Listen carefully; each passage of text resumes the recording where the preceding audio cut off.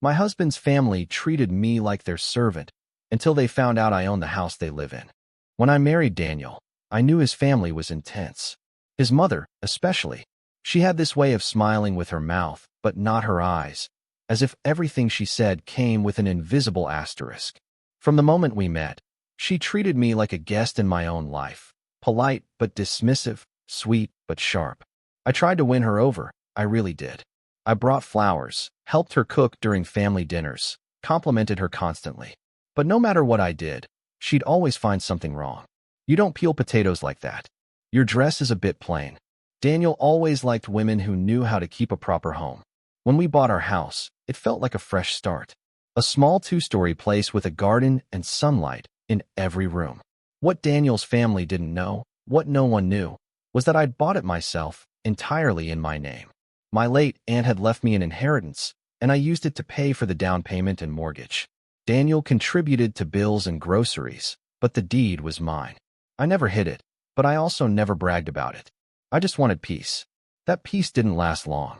From the first weekend visit, his family treated the house like theirs. His mom rearranged furniture, his dad criticized the yard, and his sister complained about how small the guest room was. They'd stay for days, leaving me to cook and clean like some live-in maid. Daniel always said, "They're just traditional," as if tradition meant disrespect. One night, after cooking for 8 people, I sat down exhausted, only for his mom to say, "You should clear the table before it gets late." I looked at Daniel, waiting for him to defend me, but he just looked away. That's when something inside me shifted. I realized they didn't see me as family, just a convenient host. But I wasn't about to keep playing servant in a house I paid for. Their visits became more frequent after that. Sometimes they'd show up unannounced, luggage in hand, expecting rooms and meals like it was a hotel. Once, his sister brought her new boyfriend, who actually had the nerve to ask if I could grab him another beer. I started noticing a pattern. They'd brag about Daniel's beautiful home, always giving him full credit, as if I didn't exist. One evening, during a particularly chaotic weekend, his mother announced she'd invited her friends over for dinner, in my kitchen, without even asking. "You don't mind, do you, dear?" she said with that patronizing tone. I smiled tightly and said, "Of course not." But inside, I was seething. That night, as I cooked for 10 people while she sat gossiping in the living room, I made a decision. I was done being quiet, done pretending not to notice the disrespect. I just didn't know how to make my point without starting a war, until his mom gave me the perfect opportunity. While everyone was eating, she said, "Daniel, we've been thinking, when you two have kids, you should move closer to us. This house would be perfect for your sister and her fiancé. You can always find something bigger." She smiled sweetly at me, adding, "I'm sure you'd understand." I set down my fork and said calmly, "That's a great idea, but I'll have to check with my lawyer first, since the house is in my name." The room went silent. Every face turned toward me. Daniel blinked, confused. His mother's smile froze. "What do you mean, your name?" she asked. I took a sip of water and said, "I bought this house. It's mine legally. Daniel lives here with me." You could have heard a pin drop. His mom's expression went from shock to rage in seconds. "So you're saying my son lives in your house?" she snapped, as if I'd just committed treason. I nodded. "Exactly that." She turned to Daniel, furious. "And you're okay with this?" He looked stunned, torn between defending me and placating her. But for once, he didn't interrupt. His dad cleared his throat and muttered something about boundaries. His sister whispered, "I didn't know that." I smiled politely and said, "Yes, most people don't. But since we're all being honest, I'd really appreciate it if you asked before inviting guests or rearranging furniture next time." The rest of dinner was painfully quiet. They left early, claiming they didn't feel welcome. I cleaned up the table in silence while Daniel sat at the counter. Finally, he said softly, "You could have told me you were planning to say that." I turned to him and said, "I wasn't planning to. They just pushed me too far." He sighed but didn't argue. After that night, his family stopped visiting unannounced. When they did come, they were suddenly polite, overly polite, even. His mother now calls before dropping by. His sister brings desserts, and his dad compliments the house like it's sacred ground. I guess knowing who actually owns the walls they stand in changes how people behave. Sometimes I wonder if I went too far, if maybe I embarrassed them unnecessarily. But then I remember the countless nights I spent cleaning up after them, invisible in my own home. No one should have to earn respect in a space they built with their own hands. So maybe I didn't just teach them a lesson. Maybe I reminded myself of one too, that quiet people aren't weak. We're just patient. And patience, when pushed too far, becomes power. My ex stole my business idea and made thousands. So I built a better version and took everything back. I met Ethan in college, the kind of guy who could charm a wall into smiling. He was ambitious, confident, always chasing some next big thing. I was quieter, more practical. While he dreamed about making millions, I focused on actually building things. We were opposites, but somehow it worked. We started dating during our senior year, right when I was developing a small online concept, a minimalist eco-product line that focused on reusable items made from recycled materials. It wasn't revolutionary, but it was mine. I spent nights sketching, prototyping, testing, planning branding. Ethan loved to help. He'd brainstorm with me, talk about marketing angles, suggest slogans. I thought it was romantic, building something together. Then, right after graduation, he broke up with me out of nowhere. Said he needed space to figure out his path. I was heartbroken but tried to move on. Until, 3 months later, I saw his face all over Instagram. His startup had just launched, an eco-product line called Pure Cycle. My sketches, my slogans, even my product designs, all slightly modified but unmistakably mine. I felt sick. He'd stolen everything. At first, I tried to convince myself it was a coincidence. But then I saw the website. Word for word phrases I'd written, even down to the mission statement. Because sustainability shouldn't be complicated. That was my tagline. I confronted him, furious. He laughed. You never trademarked anything, he said. It's business, not personal. It felt deeply personal. He used my heartbreak as free labor and my creativity as his foundation. Within months, his brand took off. Influencers were posting about it. Eco magazines were featuring it, and he was bragging about his vision on podcasts. Everyone called him a genius. I just watched in silence, knowing the truth. But silence doesn't mean surrender. I decided to do the one thing Ethan would never expect, stay calm and build something better. I started small, working nights after my regular job. I took what I'd learned and reimagined everything. Better packaging, smarter logistics, authentic partnerships. I didn't just want revenge, I wanted to outgrow him. I renamed my concept Reverve, short for Revive with Purpose. I trademarked the name immediately, filed for design protection, and built a brand around honesty and transparency, everything Ethan's wasn't. I didn't rush the launch. I waited. I studied his weaknesses, his cheap suppliers, his inflated prices, his fake, eco image. He was good at marketing, but terrible at long-term planning. Eventually, complaints started piling up online. Customers noticed poor quality and bad shipping. I watched it unfold quietly, almost sympathetically. Then, when his company's reputation started cracking, I made my move. I launched Reverve with an open letter on social media about taking sustainability back to its roots. No drama, no names, just authenticity. But people noticed. They compared our designs, our materials, and the timelines. Influencers started whispering, then talking. Within a month, my products were trending. Orders flooded in. Ethan's followers began calling him a fraud. He messaged me one night. Really classy move, trying to sabotage me. I replied, funny. I thought it was just business, not personal.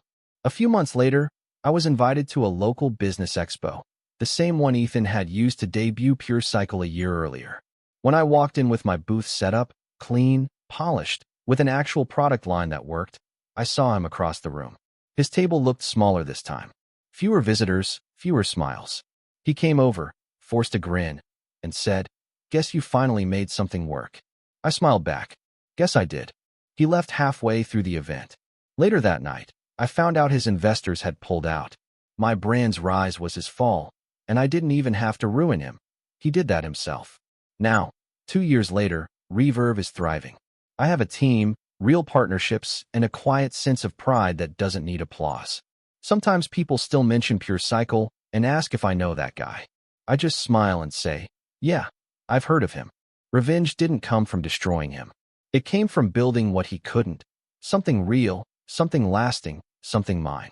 He stole my idea, but he couldn't steal my work ethic or my heart. And that's the thing about people like him. They can copy your ideas, but they can't fake your soul. So maybe I didn't get even. Maybe I just got ahead. And honestly, that's better.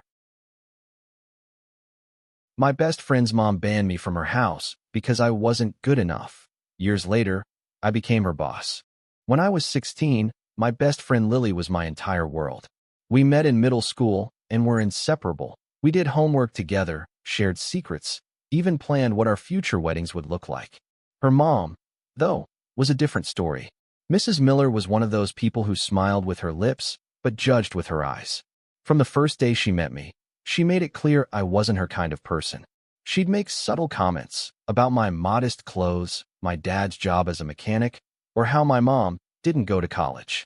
At first, I thought I was imagining it. But then one day, when I came over after school, she stopped me at the door. "I think it's better if you two study elsewhere from now on," she said, her tone syrupy but sharp. "We don't want Lily getting distracted." I nodded, confused, embarrassed, my face burning. When Lily asked her what she meant, Mrs. Miller just said, "I don't like her influence on you." That was it. I wasn't invited over again. Lily tried to defend me, but her mom made it impossible. I stopped going altogether. By senior year, Lily and I drifted apart. Not because we stopped caring, but because her mom's control was constant. I moved on, went to college on a scholarship, and promised myself one thing. I'd never let someone like Mrs. Miller decide my worth again. Life went on. I worked hard, built a career in human resources, and climbed faster than anyone expected. By 29, I was offered a management position at a growing company. It was the kind of job I used to dream about: big office, good pay, actual respect. I didn't think of Lily or her mom anymore. Not until the first Monday at my new job, when I checked the employee roster and saw a name I hadn't heard in over a decade: Patricia Miller. I froze for a second, rereading it. Same name, same age range. It had to be her. I told myself it didn't matter. Big company, hundreds of employees. What were the odds we'd ever cross paths? But that illusion shattered when I walked into my first department meeting. There she was, Mrs. Miller, sitting in the front row, taking notes. The moment our eyes met, I saw it. That flicker of recognition, then disbelief. She looked me up and down, the same way she used to when I stood on her doorstep as a teenager. Except now, I wasn't the awkward girl in thrift store jeans. I was her manager. I introduced myself as professionally as possible, acting like we'd never met. "Good morning, everyone," I said, keeping my tone even. "I'm the new HR director, and I'll be overseeing personnel changes moving forward." Her face went pale. She avoided eye contact the entire meeting. Over the next few weeks, I noticed how differently she treated me. Gone was the arrogance. She was overly polite now, always smiling, always agreeing. But there was tension beneath it. She knew who I was, and I think that scared her. A part of me enjoyed that, the reversal. But another part remembered the humiliation I'd felt years ago, being told I wasn't good enough. One afternoon, she came into my office, clutching a folder. "I just wanted to say," she began, her voice trembling slightly, "I'm really proud of how far you've come. You've done well for yourself." I smiled politely. "Thank you, Mrs. Miller. But here, it's Ms. Alvarez."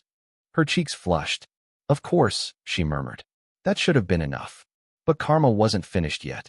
A few months later, the company began restructuring, and my department was in charge of reviewing performance reports. I wasn't looking for revenge. I swear I wasn't. But when Mrs. Miller's file landed on my desk, I saw everything. Late reports, missed deadlines, multiple written warnings from her previous manager. She wasn't doing well. Company policy required me to conduct a performance review. So I called her in. She sat across from me, small and tense, fidgeting with her hands. "Mrs. Miller," I began, "your recent performance has been below company standards. I want to give you a chance to explain before we move forward." She stammered. "It's been a hard year, my husband's health, my daughter moved abroad." Her eyes welled up. For a brief second, I saw not the cold woman from my childhood, but someone tired, scared, and human. Then she looked at me and said softly, "I know I wasn't kind to you. I see that now. I'm sorry." I didn't say anything right away. I just watched her. The same woman who once made me feel small now asking me for mercy. "Finally," I said, "I accept your apology. but I can't let personal history affect professional responsibility. I'm placing you on a performance improvement plan. She nodded, tears slipping down her cheeks. Thank you for giving me another chance, she whispered before leaving. That night, I thought about everything. The years of feeling lesser, the sting of rejection, the satisfaction of power. But the truth is, it didn't feel as good as I thought it would. Revenge loses its sweetness when the person you're punishing already defeated themselves. Mrs. Miller eventually retired early. On her last day, she stopped by my office with a small bouquet of flowers. You really did turn out better than I imagined, she said. I smiled and replied, I know. Maybe forgiveness isn't always about letting someone off the hook. Sometimes, it's just about proving they never had the power to define you in the first place. Thanks for listening. Don't forget to like, subscribe, and share if you enjoyed the story. See you in the next one.